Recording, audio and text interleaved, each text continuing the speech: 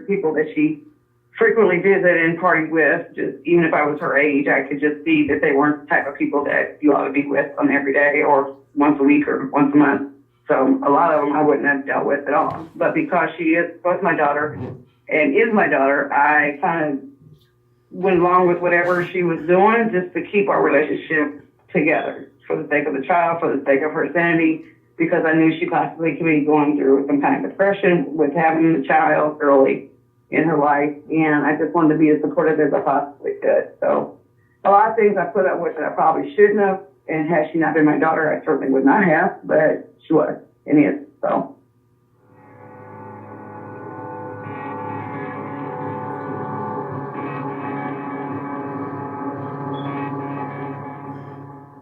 We've all seen a mouth-watering healthy smoothie on Instagram or Pinterest. Is the phone that Alexis had with her. That phone is still missing.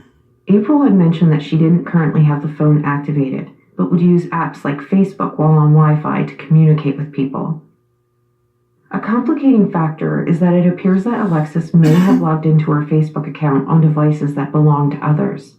So no one is quite sure if activity on her Facebook account was Alexis or someone else.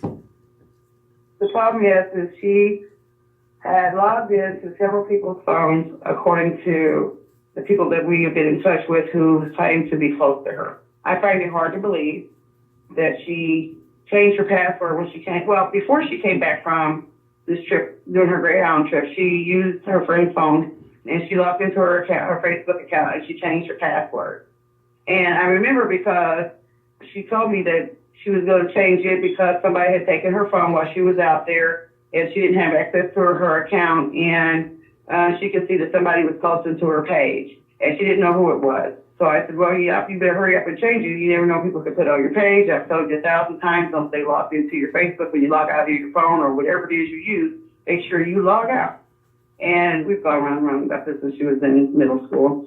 But nonetheless, somebody had actually posted to her page. She changed her password. When all this came about, I didn't know so many people were logged into her, had access to her Facebook or an inbox and all that because they had the password, which I'm not understanding how one of her friends got the password unless she had used it in the past at some point in time.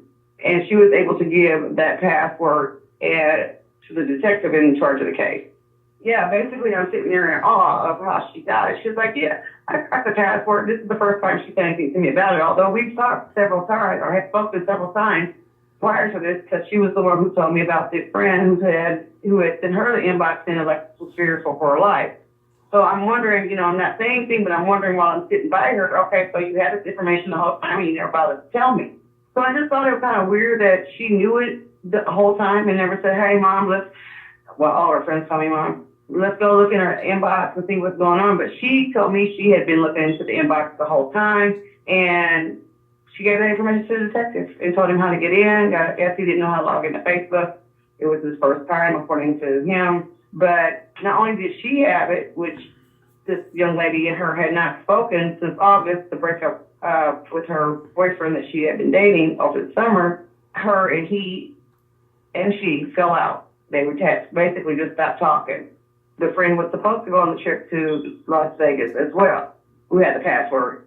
Some kind of way she backed out. She didn't end up going at all. So I'm just shocked that she would even have it because according to her and Alexis hadn't spoken since before she went on the trip to Las Vegas.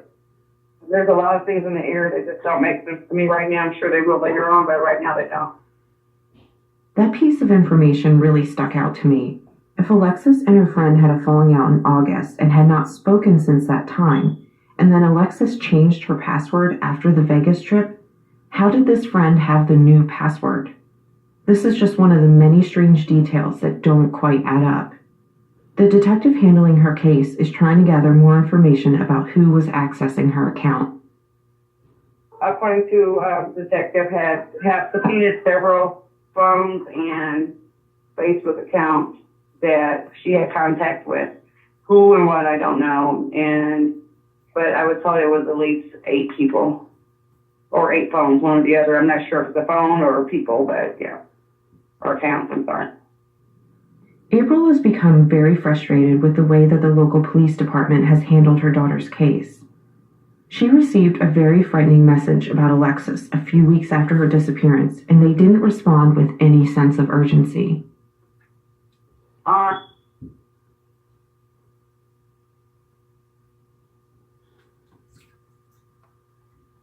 and had not spoken since that time, and then Alexis changed her password after the Vegas trip. How did this friend have the new password? This is just one of the many strange details that don't quite add up. The detective handling her case is trying to gather more information about who was accessing her account. According to detective, have subpoenaed several phones and Facebook accounts that she had contact with. Who and what, I don't know. But I was told it was at least 8 people or 8 phones, one or the other. I'm not sure if it's a phone or people, but yeah, or accounts, I'm sorry. April has become very frustrated with the way that the local police department has handled her daughter's case. She received a very frightening message about Alexis a few weeks after her disappearance, and they didn't respond with any sense of urgency. On October the 11th or 10th, it's the first time I went to City Hall here in Peoria, Illinois, to voice my concerns about needing help and feeling like nothing was being done to actually move this case along with the information that I had. On October the 10th, after I left, or on my way to City Hall, I got a message saying that one of the girls who was affiliated with the guy who paid for the ticket said that she had sold SOLD, my daughter, 2 weeks prior to a man. She didn't know who the man was, at least she didn't tell who that man was. When I called the police station to report what I had been told after leaving City Hall for the first time, no officer came out. I was told that since this was an active investigation, the detective in charge would get in touch with me. Nobody came the entire night. Nobody called the next day. On October 11th, the next day, I called sex trafficking and reported and was given the case number. Now, whether they took it and said, yes, we're going to go ahead and work the case or not, is something I don't know about, because they told me they wouldn't call back to let me know if they were involved or not. But on October the 11th, I moved forward because nobody else would. Several people since then have made calls who are part of my campaign to get the FBI involved. So there are several different case numbers at this point. Which one is doing what, I don't know. There's been no contact with me by anybody from the FBI. But I did do my part as a parent. When I was told, I was like livid. I'm like real sold.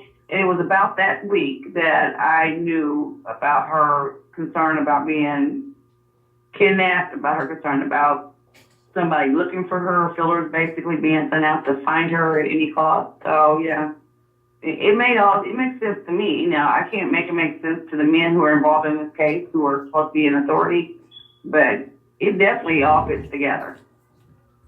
When April receives tips, she reports them to the police, hoping that they'll quickly act on these tips, since some of them seem to be very time sensitive.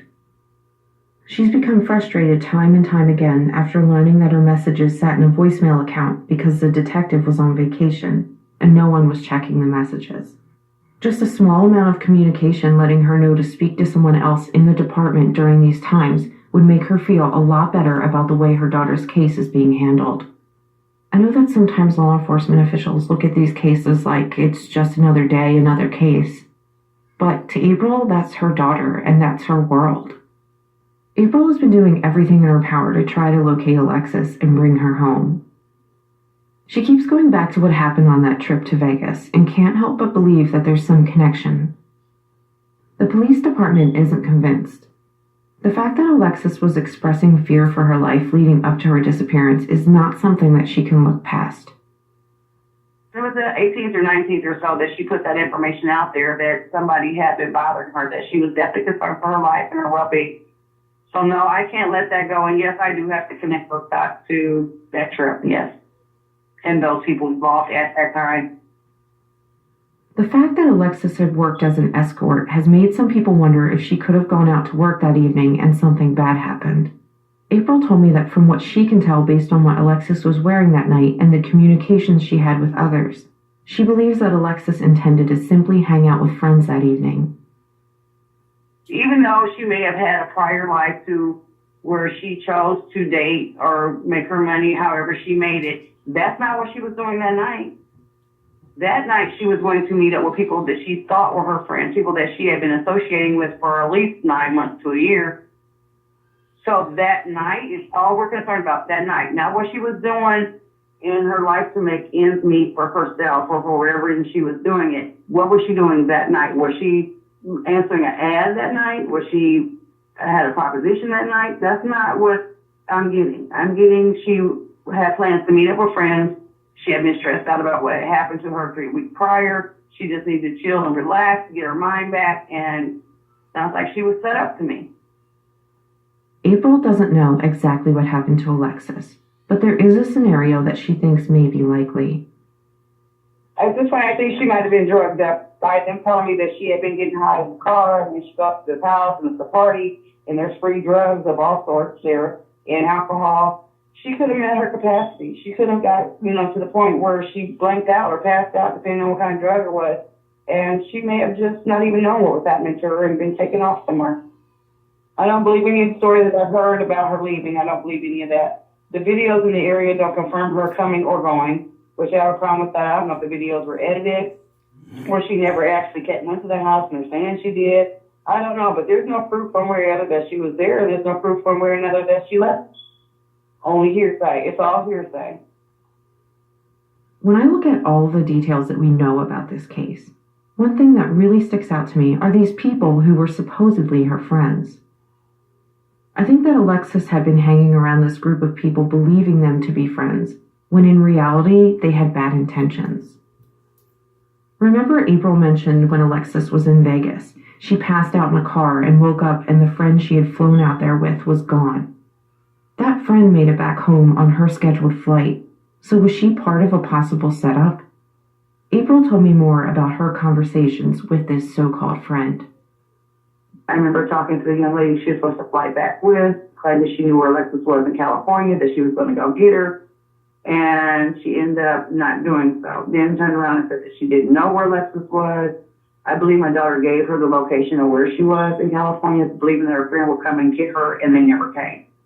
I believe that information was passed on to the person who paid for the tickets to California or to Vegas, and a setup was put in place at that time for whatever happened in California. Again, the same friend is the one who was supposed to have been with her on the trip to California with these strangers and woke up and my daughter wasn't aware where she was or where her friend had gone off to. So the friend does know, the friend refuses to give any more information, claims she knows nothing, but her inbox to me says something totally different than a live video that she made, basically telling me off, I guess. But when I compare what she told me in my inbox to the live video she made, the story doesn't add up. I haven't responded to her at all because the proof is in what she sent originally. So there's nothing really to say except for you're lying somewhere along the line. And that's me telling her that is not going to make it any better, and you're lying and nobody needs to tell you. I've also shared this information with the detectives to basically blow me off. They don't want to connect the dots to what happened 3 weeks prior, even though it's pretty obvious from my point of view as a parent what happened and how. But to everybody else, it's like, couldn't have happened that way. That's just a theory. That's just a theory. Everything is just a theory. From what I've been able to gather, I believe this man who sent Alexis to Vegas puts himself out there as a party promoter looking for beautiful women to be models and backup dancers. And then he pulls a bait and switch on them. These young women, like Alexis, see a promise of a modeling career and a lavish lifestyle. But it's not everything that it appears to be. I think what happened to Alexis is important for people to hear, because you just never know when the same thing could happen to someone you love, like a friend, a daughter, or a sister. I also believe that there could be women involved in this recruiting process. With Alexis, I think this friend who went with her to Vegas may have known what was going to happen. But Alexis most likely had her guard down because she just thought she was flying out to Vegas with a friend. Then she woke up and her friend was gone and she was being held by two men. So what happened to Alexis Scott in the early morning hours of September 23rd, 2017? Did she become a victim of human trafficking? Her mom believes that she could have been taken again by the same group of people who were involved in Vegas.